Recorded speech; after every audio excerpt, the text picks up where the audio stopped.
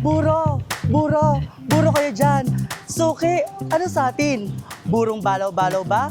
O di kaya tilapia? O baka naman gusto mong subukan ng buro gamit ang isdang bangus? Ha? Pwede ba yun? Pwedeng-pwede. Ako si Martin at samahan mo akong tuklasin ang paggawa ng buro gamit ang isdang bangus na matatagpuan sa bayan ng Gimba.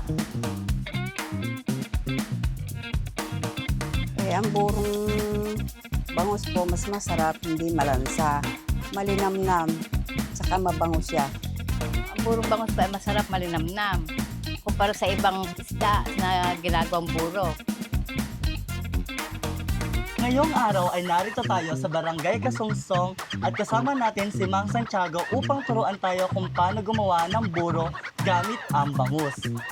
So, tatay, ilang taon na po tayo at gano'n na po tayo katagal gumagawa ng buro po? Meron ng 20 years na gumagawa ng buro. Kasi kailangan pagka gumawa ka ng buro, malinis yung isda. Pagka malinis mabuti, malinis ang tubig. Tapos, pag malinis na yung isda, kailangan yung kanin malamig na malamig. Kasi pagka mainit yung kanin, masisira yung isda.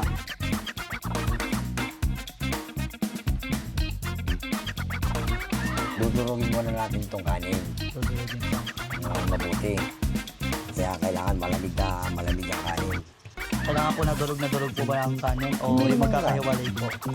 Dahil itong ginamit natin bigas, walang sikero, talagang palakit yan. Halagyan natin ng puting-ting. Tansya-tansya lang po tayo. Oo. Huwag mong bibiglayin yung paglalagay natin. Baka po umalat. Baka umalat siya. Ano pong natutulong po ng asin sa paggawa po ng buro? Yan ang sangkap ng isda na pampasarap. Bibigay ng nag-add po ng dagdag po ng lasa. Dadagdag ng lasa. Ngayon, ilalagay naman natin itong isda ngayon. Huwag mong ibubuhos. Para po? Kasi meron din mga latak ng tubig pa yan. O parang tiktikan ng po. Oo. Tapos, lalagyan natin Dadagdag. asin. Kasi pagka pinulang sa asin yan, magkakaroon yan ng amoy. So, bukod sa lasa po at amoy din po ang natutulong po na ng asin po sa buro po natin, tatay. Saka mo lalamutakan ng amoy na. Ang buro ay isa sa mga madaling gawing pagkain, ngunit may mahabang proseso dahil nangangailangan ito ng mabusising paglilinis, pagsasaing at paghahalo. Ayon kay Mang Santiago, gabi raw ginagawa ang buro.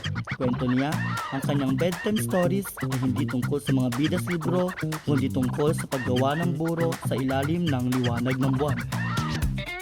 Ako nga ako pala si Santiago na gumagawa ng burong bangus dito po sa bayan ng Gimba. Ang buro ay hindi lamang isang pagkain, kundi isang pamana na nagbubuklod sa pamilya at komunidad.